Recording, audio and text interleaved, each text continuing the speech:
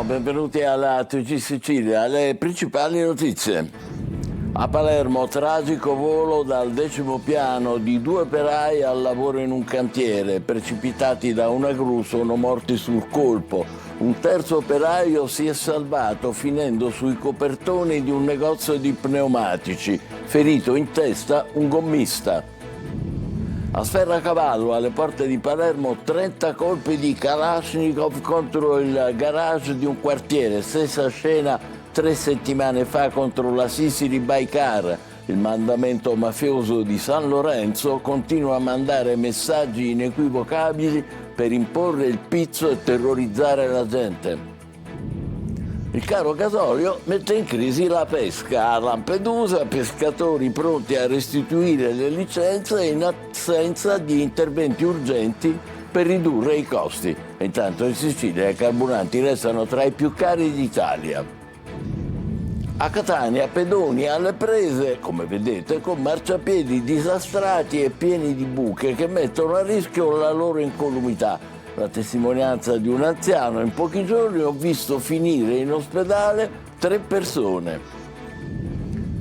A Ragusa si impara a scuola a riconoscere e prevenire la violenza di genere.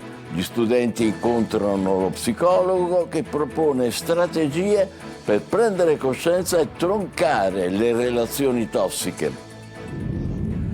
Nei cinema, Che Dio perdona a tutti, il nuovo film di Piff con Giusy Buscemi, una commedia ironica su fede, incoerenza e identità tra Sicilia, dolci e processioni.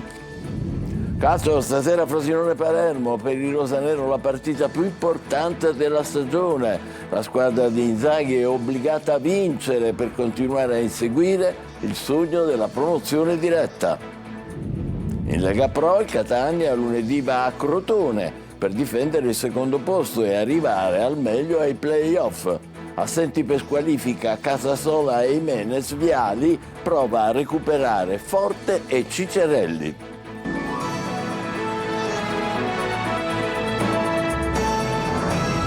Bentrovati. A Palermo 2 operai edili sono morti, un gommista è rimasto ferito alla testa e un nuovo gravissimo incidente sul lavoro, questa volta in un quartiere residenziale del capoluogo, durante i lavori di ristrutturazione della facciata di uno stabile. Le ultime da Maglio Viola.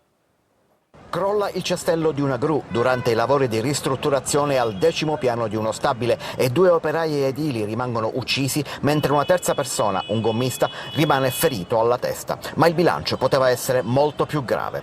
È l'esito di un drammatico incidente sul lavoro avvenuto nella tarda mattina in via Ruggero Marturano a Palermo, proprio di fronte alla chiesa del Don Orione. In base alle prime notizie sembra abbia ceduto il braccio meccanico della gru che reggeva il cestello sul quale stavano lavorando i 2 operai incaricati di un intervento di ristrutturazione nei sottobalconi di un condominio che sorge proprio all'angolo fra via Ruggero Marturano e via Miraglio Rizzo. Il braccio sembra abbia ceduto di schianto e per i 2 operai del cestello non c'è stato nulla da fare. Crollando lo stesso braccio con il cestello, ha terminato la propria corsa sulla pensilina del gommista sottostante dove stavano lavorando alcuni addetti. La pensilina in metallo ha ceduto e uno degli addetti è stato colpito alla testa. Soccorso e trasportato in ospedale. Salvi per una coincidenza gli altri 2. Una pila di copertoni usati in attesa di essere smaltiti accatastata a fianco della pensilina ha infatti trattenuto in parte il crollo, salvando di fatto gli altri gommisti da gravi conseguenze. Sul posto stanno operando i vigili del fuoco e il 118, la strada è stata chiusa dalla polizia che sta anche ascoltando i testimoni del drammatico evento. Restiamo a Palermo, notte di terrore a Sferracavallo, raffica di colpi di Kalashnikov contro un'auto rimessa, danni a veicoli e alla struttura, colpi anche sul gabbiotto dei custodi. Il mandamento mafioso di San Lorenzo continua così a mandare messaggi inequivocabili. Marco Gullà. Oltre 30 colpi di mitra contro la vetrina di un'auto rimessa e alcune auto. È successo ieri notte nella borgata marinara di Sferracavallo, località balneare di Palermo. Una Fiat 500 di colore nero si è fermata davanti all'auto rimessa. Il passeggero è sceso e ha sparato una trentina di colpi con una mitragliatrice, prendendo di mira, oltre al cancello, anche alcune automobili parcheggiate. Un'intimidazione di stampo mafioso, Cosa Nostra che torna ad alzare la voce dopo gli atti intimidatori intimidatori contro l'azienda Sicily by Car, il mandamento di San Lorenzo continua a mandare messaggi inequivocabili. La mafia c'è e marca il territorio. Scene di guerra, ci dice un residente che non vuole apparire, una raffica spaventosa, non abbiamo capito subito cosa fosse. Non potevamo immaginare una cosa del genere, un fragore violentissimo. A sparare un giovane uscito dal lato passeggero della Fiat 500 mentre il guidatore è rimasto in abitacolo con il motore acceso. Poi dopo gli spari, la fuga, un po' come era successo settimane fa con un altro atto intimidatorio verso Sicily by Car. Anche allora erano arrivati in macchina, che però non era ripartita, costringendoli a scappare a piedi. I colpi si erano conficcati sui muri di una villetta dove era in corso una festa e di una casa vacanze, per fortuna vuota. Episodi inquietanti, allora come oggi. Cosa Nostra vuole segnare il territorio. A Caltanissetta arrestati i 2 giovani accusati di aver rapinato una tabaccheria ieri in centro città. Uno ha trafugato il denaro minacciando il titolare con una pistola e impossessandosi del registratore di cassa, mentre il complice lo attendeva in auto per la fuga. Oggi gli arresti della polizia. La rifurtiva è stata recuperata. Nell'Agrigentino la truffa del finto carabiniere questa volta finisce con 2 arresti. A Porto Empedocle un uomo e una donna tentano il raggiro ai danni di una sessantenne, ma trovano ad attenderli la polizia e finiscono in manette. Davide Sardo. Un copione ormai noto, ma questa volta con un finale diverso. La truffa del finto carabiniere si trasforma in arresto in flagranza. I 2 malviventi, un uomo e una donna, avevano escogitato un nuovo stratagemma. Dopo l'incidente del figlio o nipote, da compensare con un risarcimento, arriva il trucco del furto dell'auto. Tutto inizia con una telefonata. Un sedicente maresciallo contatta una sessantenne di Agrigento raccontandole che la sua auto sarebbe stata utilizzata per una rapina nella città dei Templi. Poi la richiesta di denaro per sistemare la vicenda e l'annuncio dell'arrivo di una falsa funzionaria del tribunale. Ma la donna non cade nella trappola, intuisce il raggiro e avvisa la polizia. Scatta così il blitz. Quando i 2 si presentano alla porta e riescono a farsi consegnare monili d'oro e preziosi, trovano ad attenderli gli agenti che li bloccano in flagranza. Per entrambi si sono aperte le porte del carcere in attesa della convalida. Un'operazione che conferma l'importanza di denunciare subito. Solo così è possibile fermare truffe sempre più diffuse e insidiose. Una notizia di poco fa, a Catania grave incidente stradale intorno alle 12:30 sulla tangenziale all'altezza del bivio per San Gregorio. È morto un 50enne che era a bordo di una moto ed è finito contro il guardrail. Traffico in tilt con lunghe code sul viale Mediterraneo in direzione San Gregorio. Ad Acquedolci, vicino a Messina, 2 persone sono morte, 2 sono rimaste ferite in un altro violento scontro, questa volta tra auto. Francesco Triolo. Un'altra tragedia sulle strade, quella avvenuta nella serata di ieri ad Acquedolci, nel Messinese, dove un violento scontro tra 2 auto ha provocato la morte di 2 persone e il ferimento di una giovane. L'incidente è avvenuto poco dopo le 20 lungo la strada statale 113 in un tratto rettilineo. 2 auto si sono scontrate per cause ancora in corso di accertamento. A perdere la vita sono stati Giuseppe Crisci, 54 anni, e Domenico Gerbino, 25 anni, suocero e genero, entrambi originari di Caronia. I 2 viaggiavano sulla stessa vettura insieme alla figlia del 54enne rimasta ferita e trasportata d'urgenza all'ospedale di Sant'Agata di Militello. Non gravi invece le condizioni del conducente dell'altra auto. Secondo una prima ricostruzione, l'auto su cui si trovavano le vittime diretta verso Palermo si sarebbe scontrata frontalmente con un'altra vettura. Dopo l'impatto la macchina è finita contro un albero ribaltandosi su un fianco. Per i 2 uomini non c'è stato nulla da fare, sono morti sul colpo. Sul posto sono intervenuti i sanitari del 118, i carabinieri e i vigili del fuoco, impegnati a lungo per estrarre i corpi dalle lamiere. La Procura di Patria ha disposto gli accertamenti per chiarire l'esatta dinamica dell'incidente. La notizia si è diffusa rapidamente nella comunità di Caronia, dove le vittime erano molto conosciute, lasciando sgomento e dolore in tutto il territorio. Ultima pagina, il caro gasolio mette in crisi anche la pesca. A Lampedusa pescatori pronti a restituire le licenze, quindi smettere di lavorare in assenza di interventi urgenti per ridurre i costi. E intanto in Sicilia i carburanti restano tra i più cari d'Italia. Roberta Lunghi. Il caro carburanti mette in ginocchio la pesca e a Lampedusa la crisi diventa simbolo di una emergenza più ampia. Qui dove il mare è lavoro e sopravvivenza, uscire con i pescherecci costa il doppio rispetto a pochi mesi fa. Un aumento che, sommato al maltempo, alla scarsità di pesce legato al cambiamento climatico, rende difficile sostenere l'attività.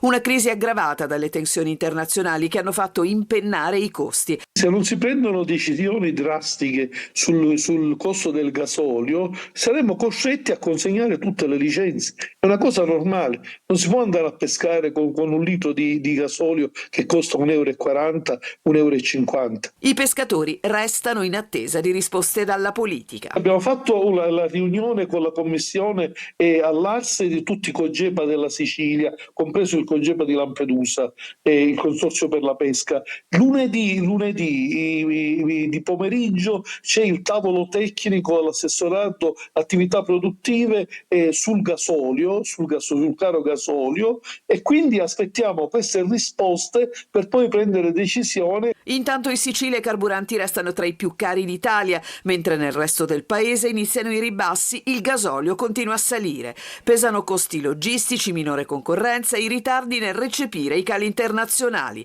Il Codacons chiede interventi urgenti al governo.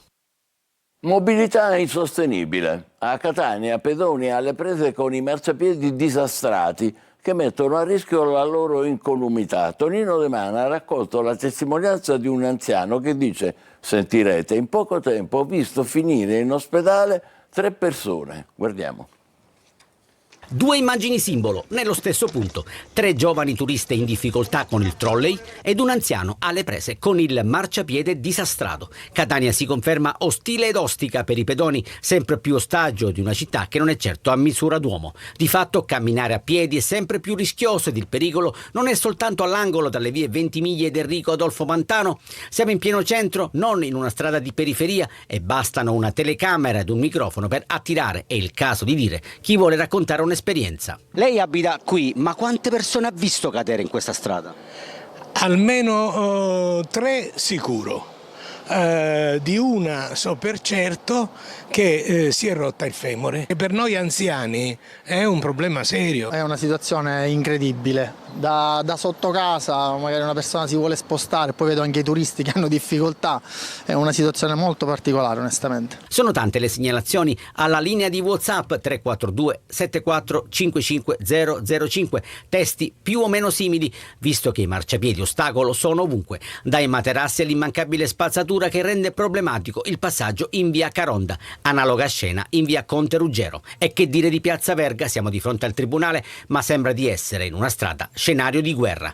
Non so qui cosa sia accaduto, perché dico questa strada non la facciamo spesso, quindi lavorando in tribunale, quindi voglio dire, non lo so se è un problema che è nato ora. Stia tranquilla che non è stata bombardata? No, assolutamente, meno male. Si parla tanto di mobilità sostenibile, si incentiva ad usare meno l'auto, ma per i pedoni sono sempre più tempi difficili. Sembra una cosa veramente incredibile. Restiamo a Catania. Controlli dentro e fuori gli istituti scolastici per contrastare un fenomeno che preoccupa sempre di più, quello del fumo di stupefacenti tra i banchi. L'obiettivo, condiviso da scuole e carabinieri, è rafforzare nei ragazzi la cultura della legalità. E a Randazzo si è andati oltre. I carabinieri, insieme ai reparti cinofili di Nicolosi, hanno passato al setaccio un istituto superiore e grazie al fiuto del cane King, che state vedendo, hanno recuperato residui di spinelli, una cannuccia utilizzata per le droghe naturalmente in polvere e una dose di marijuana. Un giovane è stato segnalato alla prefettura. Ultima notizia su questo: a Paternò i carabinieri hanno arrestato un 16enne sorpreso mentre spacciava droga e il minorenne è stato trasferito in un centro di prima accoglienza. Voltiamo ancora pagina quando l'amore diventa una trappola. A scuola a Ragusa si impara a riconoscere e prevenire la violenza di genere. Gli studenti incontrano lo psicologo che propone loro strategie per prendere coscienza e troncare le relazioni tossiche. Bisogna troncarle. Veronica Barbarino. I casi di femminicidio e violenza sulle donne continuano a riempire le cronache del nostro paese. Episodi che non possono più essere letti come fatti isolati, ma come il segnale di un problema culturale profondo. Ed è proprio da qui che nasce la necessità di intervenire prima, partendo da un'aula piena di ragazzi. Vietano ad esempio ad uscire con le amiche, gesto molto quotidiano, semplicemente non mettere quel vestito, non indossare quella determinata scarpa, magari potrebbe farti apparire come una persona che in realtà poi non sei. A me ad esempio è capitato una volta che ero stata invitata a un matrimonio e una coppia di invitati si sono messi a litigare. L'uomo a un certo punto ha tentato di spingere la donna in piscina e quindi tutti ci siamo allarmati, ci siamo andati a controllare che effettivamente la situazione fosse sotto controllo o meno. Si parla di emozioni, relazioni, ma anche di violenza e segnali da non ignorare, perché solo riconoscendoli è possibile spezzare dinamiche pericolose. È il progetto della rete antiviolenza Moru, che insegna a riconoscere fenomeni come grooming, love bombing, stalking, manipolazione. A condurre l'incontro lo psicologo e criminologo Andrea Giostra. I segnali sono tanti, ma in genere una persona che è autoreferenziata, parla sempre di sé, e io ho fatto questo, io ho fatto quello, non ascolta quello che dicono gli altri, ha bisogno di nutrirsi dei successi dell'altro perché lui, o dell'altra in questo caso, perché lui è una persona che sa di essere mediocre, malgrado si dimostri o voglia dimostrare di essere una persona di grande successo, di grande capacità, invece non lo è. Il messaggio è chiaro: l'amore non è possesso, non è controllo, non è paura. Gela, dal fondo del mare arriva un restauro di un relitto di una nave greca del V secolo a.C. È un'operazione complessa che restituisce alla città una nuova testimonianza della sua storia millenaria. Gela Italia. Dal fondo del Mediterraneo alla grande vasca di conservazione allestita nel prefabbricato di Bosco Littorio. È qui che riposa oggi Gela 2, il secondo relitto emerso dai fondali di Bulala, ma tra 3 anni questi legni torneranno a raccontare il mare. L'obiettivo è fissato 25 novembre 2028. Entro quella data il relitto sarà ricomposto e pronto per l'esposizione nel Museo dei Relitti Greci, accanto alla prima nave già visibile dallo scorso febbraio, proprio di fronte al laboratorio di restauro del legno bagnato. La storia di Gela 2 parte da lontano. Fu individuata nel 1990 dal subacqueo Gianni Occhipinti, a circa 1 chilometro dal primo relitto scoperto nell'88. Una nave greca del V secolo a.C., lunga 15 metri e larga 5, rimasta sepolta per oltre 2000 anni. Una nave commerciale, purtroppo non abbiamo trovato gran parte del carico perché probabilmente non era scarica e infatti abbiamo trovato una buona percentuale del carico di zavorra. Ieri la consegna ufficiale dei lavori, istituzioni, archeologi e tecnici hanno dato il via alla fase più delicata, quella della ricomposizione. L'idea è quella di metterlo all'interno del Museo delle Navi, perché il Museo delle Navi è stato pensato, progettato e realizzato per avere più di una nave. Tant'è vero l'esposizione che noi abbiamo è un'esposizione momentanea perché doveva essere completata almeno con questa nave. A occuparsene sarà una squadra di circa 10 specialisti della cooperativa archeologia già impegnata nel recupero delle navi di Pisa. Tutto avverrà qui senza spostare il relitto, una scelta tecnica e culturale che segna un cambio di passo rispetto al passato, quando la prima nave di Gela fu restaurata in Inghilterra. Un lavoro invisibile ma fondamentale, perché da queste tavole sommerse emergerà non solo una nave ma un pezzo di storia che torna a galla. Bellissimo, davvero. Piff torna al cinema con una commedia ironica e personale su fede, incoerenza e identità, che Dio perdona a tutti. In Sicilia, tra dolci e processioni, Arturo cerca risposte senza rinunciare al sorriso. Eva Spampinato ha incontrato Piff e la protagonista femminile, Giusy Buscemi. Vediamo. Di solito quando si vuole conquistare una ragazza ci si mette a dieta, invece qua mi sembra che va a finire al contrario. Ma se non puoi nascondere i tuoi punti deboli, li devi mostrare e farli diventare dei punti di forza. Non so se questo mi rendesse un uomo felice, di sicuro faceva di me un uomo sereno. Che Dio perdona a tutti è un film su Dio e sulla ricotta. Parola di Piff, Pierfrancesco Di Liberto, che torna dietro la macchina da presa in una pellicola di cui firma anche la sceneggiatura, dove si intrecciano sentimenti, fede e identità. In Sicilia basta dire futti futti che Dio perdona a tutti ed è chiaro a tutti. Magari in Veneto lo prendo in maniera letterale, in realtà noi sappiamo che è più una metafora. C'è la Sicilia, ci sono i dolci, anche quelli meno conosciuti come la patata, 2 strati di pan di Spagna imbevuto di rum, ripieno di crema, avvolto da pasta di marzapane. Era importante far capire quanto i dolci siano importanti in Sicilia. Iris con ricotta al forno e strisciata di cacao. Agnostico lui, Arturo Piff, super credente lei, Flora, Giusy Buscemi, siciliani entrambi, come Francesco Scianna, l'amico Fedifrago. Attorno una Sicilia fatta di feste patronali e contraddizioni. Bello poter raccontare un personaggio come Flora che ha tante forme, tante sfumature e che viene messa in discussione dall'arrivo di Arturo. Mettere in discussione ciò che noi pensiamo essere una certezza è sempre salutare, fa bene. Nel cast Carlos Ippolito nel ruolo di Papa Francesco, che Piff ha incontrato nella realtà, e i siciliani Maurizio Marchetti e Domenico Centamore. Alla fine Dio perdona a tutti. Come dice lui, prima ci deve essere il pentimento. Certo, poi il perdono deve venire dopo il pentimento. Noi in Sicilia questa cosa non abbiamo chiaro il perdono, il pentimento sorvoliamo. Mi sa che ha ragione. Facciamo una pausa, poi il calcio. Palermo stasera in campo a Frosinone, mentre il Catania si prepara alla trasferta di lunedì. State con noi.